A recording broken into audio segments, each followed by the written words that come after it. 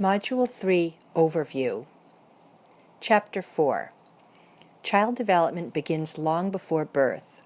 The process of child development actually begins at conception. Parental lifestyles before the child's conception and during pregnancy can influence the quality of the infant's development.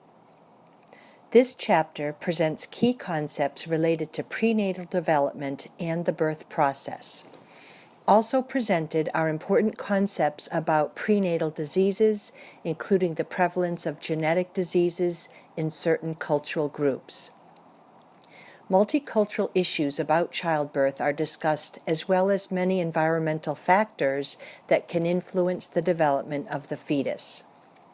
Complications in the birth process are discussed, and long-term consequences are presented. Contemporary issues in prenatal development and childbirth procedures are discussed. Of all the key questions for this chapter, we will focus on number 5.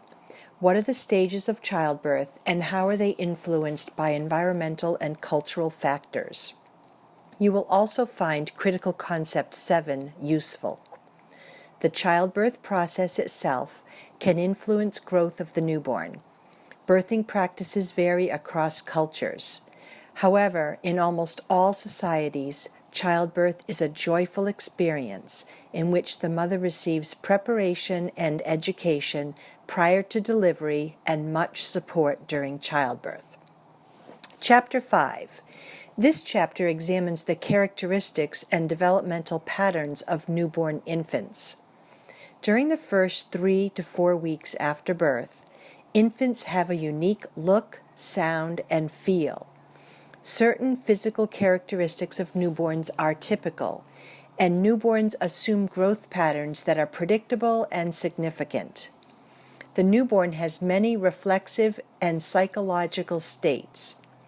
Their need for sleep is great, and sleep patterns reveal important information about the baby's development. Newborn infants are more helpless, fragile, and dependent than they will ever be again. Newborn infants have continual needs for nurturance and sustenance, and some new parents are not fully prepared for the demands of life with a neonate. There are cultural variations in the care and nurturance of newborn infants, and these are important for the early childhood professional to know and understand. We will focus on key question 7. What are some causes of low birth weight and sudden infant death syndrome? You will also find critical concept 6 to be helpful. Some newborns may be at risk of poor development. Low birth weight infants can suffer poor developmental outcomes, particularly if their families are living in poverty.